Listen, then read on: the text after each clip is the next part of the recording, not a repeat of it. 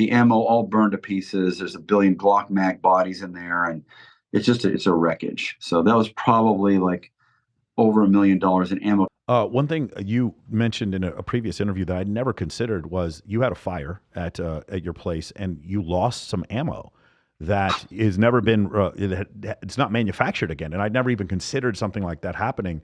I don't think people understand how many different types of ammo there are. Can you go into that? First of all, what happened to cause the fire, and then what were some of the things that were like irreplaceable from that? Well, it was like 2019 Halloween day, I think. The electric company, and I'm an idiot because I didn't follow through with a class action lawsuit. I found out last week that it's too late, dummy that I am.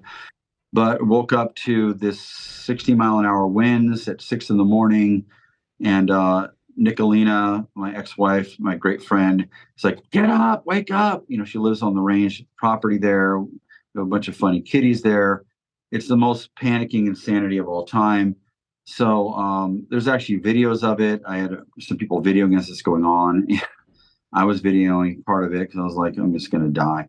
And this fire is coming. It's going to burn the house down. Fire department rolls up, and we have a 20-foot container behind the house and by the original TTI shop, and another 40-foot right next to the range where I do all my stupid videos. That's all full of ammo. It's ammo from my whole life. Like there's this Triton special hollow points I collected from a friend of mine that was incredible. It's a 45. You shoot it, it's pre-diced, turns into 4 bullets. It's crazy velocities. They don't make it anymore.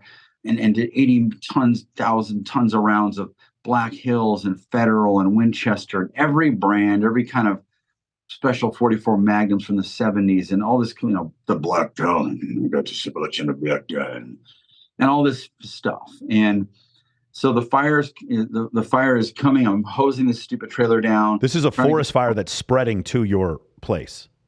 It's not really a forest. It's all weeds. Oh, just weeds. And you're in Calabasas, is that correct? No, I'm in Simi Valley. Simi Valley. Okay, sorry. The wind is blowing at me. The property next door is 138 acres. It's nothing but a gigantic field of weeds. It's turning into this giant fireball, blowing this fire all over me. It's insane. I'm wetting the house, and I get to the back. And the trailer where the ammo is in a Connex metal box is on fire, which I'm like, how the hell is a shitty wooden house dump that is still there and the county won't let me put a new one in? It's a whole nother miserable story. Is not burning yet, but the Connex box is burning because the birds have put nests of little like leaves up in the top.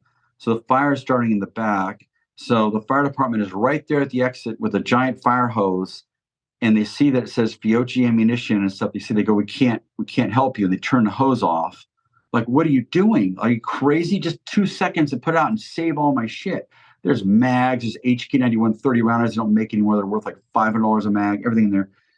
And it's starting to light. They won't do it. So I grabbed some fire extinguishers. Now it's starting to burn. The bullets are flying out and hitting the wall of the house. And now the house is burning underneath my bedroom of this lifted turd trailer.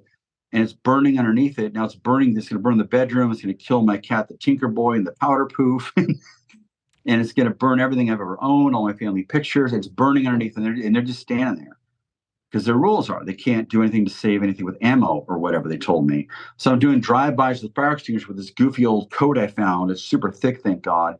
The bullets are flying out. Now they're not powerful enough to kill you, but one did actually penetrate the wall. I don't know what the hell that one was, but they're putting dents in the wall, and I'm getting hit. And I'm putting it out, doing drive-bys to the fire extinguisher, so both of them were empty. And literally the house partly burned, but I stopped it. Total miracle of God.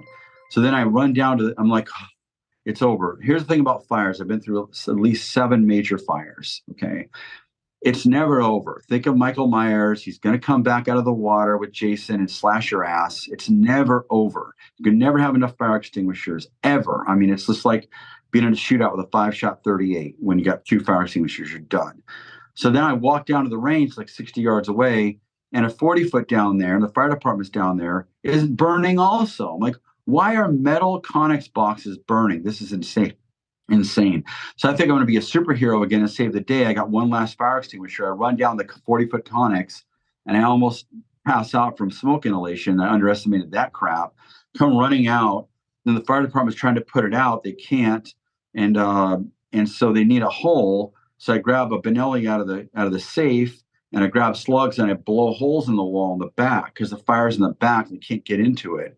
So I blow 3 holes, 3 holes, 3 holes, and then they take a crowbar and rip it open and stick the fire hose there, start spraying. And I've got tons of ammo, all my whole life, see all my 3-gun ammo, all the most bitchin' 50 grain VMAX, 60 grain V. My whole stash from my whole career is in there. It's blowing to pieces, burning up, blowing bullets out.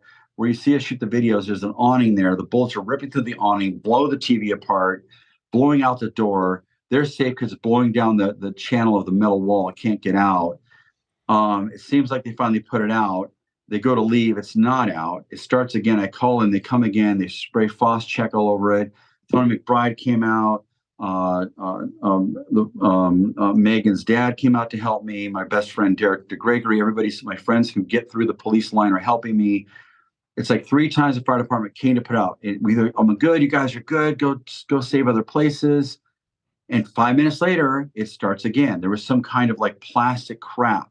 It's all burning again, blowing up again. And then the trees are between the Connex and my little building, which is wood, and it's burning. So I get the Benelli and I blow the tree limbs off. And it was just insane chaos, craziness. They come back again. Then the fire department turns off the water on me. So my personal hose just goes, runs out of water.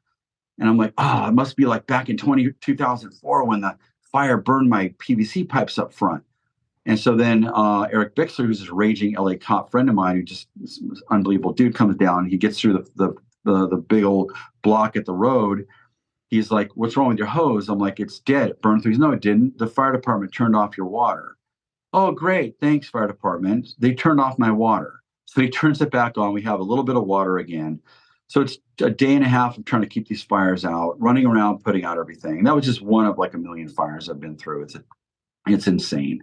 So that story went on a tangent, but the ammo all burned to pieces. There's a billion Glock mag bodies in there, and it's a wreckage. So that was probably like over $1 million in ammo because that ammo is irreplaceable. Yeah. And right happened is when the world went crazy with the pandemic, and ammo prices went from $160 1,000 rounds of 9mm to $1,000 1,000, and that ammo was already at like elite price. It was the most badass hollow points in the world. That all quadrupled to the point where I can never even replace any of it. So That's crazy. Yeah, when I heard that story, I saw the videos. I was like, "Wow, man, that's crazy that you went through all that." And I can't imagine trying to put out a fire while bullets are popping like popcorn all over the place.